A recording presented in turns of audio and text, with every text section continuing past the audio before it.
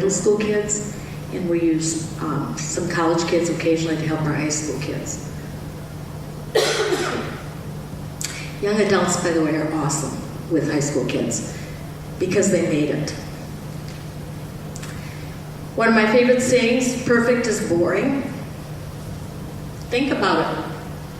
If you compare a live performance, let's say of the Milwaukee Symphony Orchestra, and a recording, which one is more interesting? I've had many chances to make recordings with the Milwaukee Symphony Orchestra, and I can't tell you how many takes you have to do in order to get it right. I need a drink of water. So.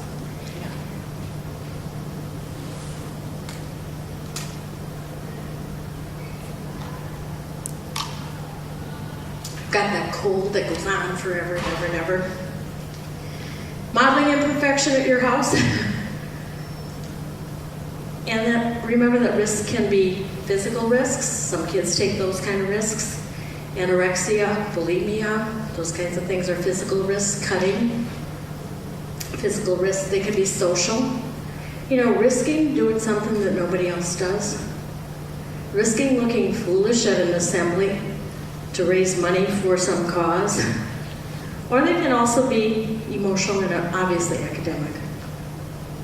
Again, what does this mean at home and school? Most of our teachers have not been trained very well to work with gifted kids. We are, most of us, and this is still true of the kids coming out of the educational schools right now, we have maybe a few pages at the end of a chapter on special ed about gifted kids. And so we really, a lot of us really didn't know very much. I know more only because I made it my business to know more about these kind of kids. But it's our job to help them understand our kids too. And may I suggest that during the holiday time, if you're trying to figure out what to get for a teacher, give them a book about gifted kids. Okay? More fun than socks. All right. These kids may have unusually heightened emotional sensitivity. We talked a bit about that. Is it real or imagined? Okay, that's a good question to ask a gifted kid. Do you really think that's going to happen? Or, you know, are you really feeling that, or are you imagining that? Was that intended or unintended? You know, these are kids who read body language, or they hear tones of voice. And we have to say to them, was that real or was it intended or unintended? I always joke that when my husband has a cold, his voice drops in pitch. And because I'm so auditorily acute, I often think he's angry with me because it sounds growly. He's not, he just has a cold. But that's how attuned I am to voices. Just like some of our kids are attuned to body language, to a frown or a wrinkle on our face. We need to ask our kids, was that intended or unintended?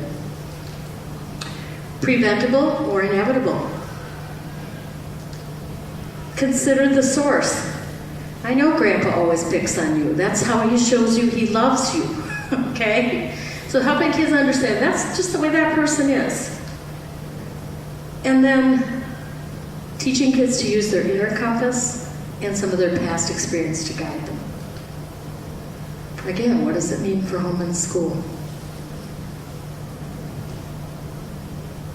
I'm going to leave a few rhetorical questions, things for you to wonder about. Okay, a couple of other things, kind of important for you as adults as well. Many gifted kids are shy, and in fact, some of the research shows that the higher the giftedness in the kid, the more likely it is for that child to be somewhat shy. Remember the old, I didn't have much chance to practice my social skills on anybody's stuff? Okay, America has a love affair with extroversion, okay? We're a gregarious nation. We value people who are outgoing, and as a matter of fact, in America, some of the latest surveys on the Myers-Briggs personality inventory show that 70% of Americans are extroverts, and only 30% are introverts. So we have this love affair with extroverted people. And by the way, a lot of guidance counselors think that some of our gifted kids need to be fixed because they're not extroverts. All right, they don't see that as, oh, This might be because they're gifted and it's the way they are and it's okay. I highly recommend following some of the work of Dr. Linda Krieger-Silverman at the Gifted Development Center. Just Google her. She says, and this is exactly what Christina said earlier, they're more introverted because their heightened awareness of self and others. Just like they're more critical because of their heightened awarenesses. But the good news is coping strategies can be practiced and learned. And you might want to consider bibliotherapy or videotherapy. I'm going to show you a book that I absolutely adore, and then talk a little bit about videotherapy. This book is called Some of My Best Friends Are Books, and it's by Judith Wynn Halstead, and you can come up and look at these later if you'd like. Judith has divided this book into sections, like your littlest kids, your middle-sized kids, your middle school kids, your high school kids, college and beyond. And then there's topics, like perfectionism, and books that would be good to read on that topic, or stress, or friendship, or many, many, many other topics. And so you can actually find books that groups of kids can read, or that you can read with your child and talk about, or you can just simply say, honey, I think you might enjoy this book. I had a group of middle schoolers that had some issues with competition, and we read A View from Saturday by Koenigsberger, which is about kids preparing for competitions and what's going on inside of those kids' minds. And that really helped this group of kids figure out how much they wanted to compete and how much they really didn't want to compete. Now, videotherapy, there's lots of great films out. And I can probably put this up on the page website, along with PowerPoint, and I think the video will be there as well. Videos about behavioral problems. The Breakfast Club, Stand and Deliver, Lean on Me, The Principal, some of you know some of these movies. Books on disability, Children of a Lesser God, Man Without a Face, Dance with Me, Mask, Bridge to Silence. I won't read all of these. Social and emotional issues, Dead Poets Society, Little Man Tate, The Outsiders, Gifted Females, An Angel at My Table, Matilda, The Night Train to Kathmandu, Mulan, Performing Arts, Fame, Process of Talent Development, Searching for Bobby Fischer, Shine, Contact, Spellbound, October Sky. Lots of times kids work things out safely watching somebody else work them out. So I highly recommend videotherapy and or bibliotherapy, book or videotherapy for kids. Okay, what does it mean for home and school? Search that stuff out and talk to other parents as well. Gifted students' thinking styles may conflict with teaching styles. Myers-Briggs, have any of you taken the Myers-Briggs? Okay, I want to do like a 2-second version of this, okay? You can decide what your style is, or pick a child you're choosing to do this on. You have to choose E or I. E are your extroverts, people who like to be around people, people who gain energy from being around people, people who really enjoy the excitement with being around other people. Introverts, on the other hand, quieter, need time alone to recharge their batteries, okay? I'll say to my husband, go to the basement, make some art, go recharge yourself. He's an introvert, I'm an extrovert. Okay, so think, E or I.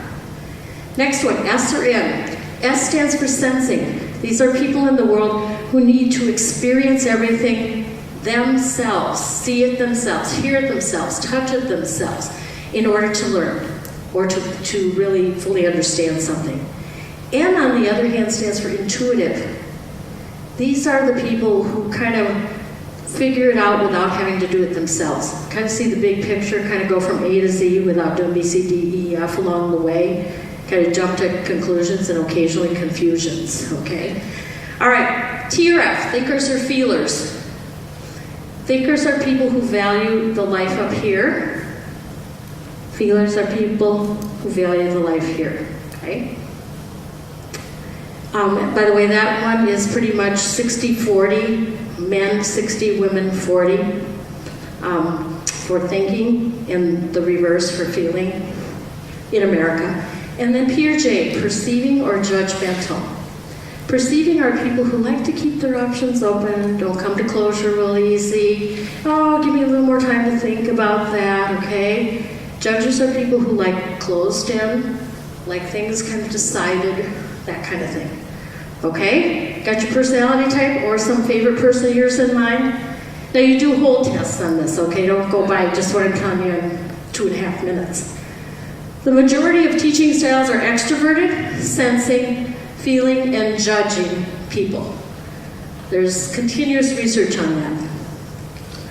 A large number of gifted kids have intuitive, that's that N, and perceiving. Can you see a little mismatch there between school and kids? Our kids literally think differently than a lot of their teachers teach. Gifted kids love abstract reasoning, but teachers pretty much like concrete reasoning. Okay? So our kids are always going, oh, I figured that out. And they're like, wait, hold that thought. The other kids are still getting there, okay? They've already made that jump. And the last one, gifted kids make abundant and seemingly random connections. And we as teachers and often as parents are constrained by time. Does that sound familiar? You know, at school, gotta cover all this stuff. We don't have time to talk about your connection of Dr. Martin Luther King to how the Pilgrims landed in America. Don't have time for that. Save that thought. Okay? What does it mean at home and school? Okay? Just know that your kid might be different than you. You know, we've all done this in our house. We are total opposites. That often happens when people marry each other. They're looking kind of for the shadow half of themselves. And our kids are a pretty nice mix of us. Our two olders are more like me. The youngest one is definitely like her dad. So, and she and I, we just kind of don't get each other. So, but I love her. Okay. So teachers don't always understand this. We cannot meet the needs by one style of learning. Is your child one of these 3 styles, predominantly? Research shows gifted kids sometimes have strong channels in 2 or 3, which is why the input goes in so much better and stays. In fact, spelling bee championships, they've studied those kids, you know, the ones that end up in the Scripps Howard stage, and they have discovered that the kids generally have 2 very strong channels, visual and auditory. And you will literally see at spelling bees kids closing their eyes, pretend writing on their arms, turning their name tag over, and you can see them kind of work things out that way. That means they're using all their channels of information. Howard Gardner, multiple intelligence is the usual ones, but also interpersonal, intrapersonal, spiritual, naturalist, lots of other talents. Small group, full group, or individual instruction. Kids have different preferences. Gifted kids almost always have some sort of problem with cooperative learning. Why? They do all the work, usually, right? Let him do it. He's really good at it. So they often, I've had a kid say to me, Mrs. Drummer, you know, my teacher expects me to get that group to work. She can't get that group to work. I don't know how I'm supposed to do it. I'm like only 7th grader. Okay. Gifted kids often like open-ended tasks rather than closed-ended tasks. Could I please do that in a different way? I would rather do this on using this particular format. I'm not so crazy about yours. You can imagine that goes over really well with a lot of teachers, right? So you're giggling out there, okay? Sometimes gifted kids get so caught up in projects too that they don't know when to quit. Okay? Perfect example, our youngest daughter, highly artistic, kind of like her dad. 6th grade project, it was some sort of research project. The cover alone took almost a week because the watercolor was not exactly the way she wanted it. Okay? Now other kids are just like slapping a cover on, but in her mind this had to be just the way she saw it. She enjoyed the open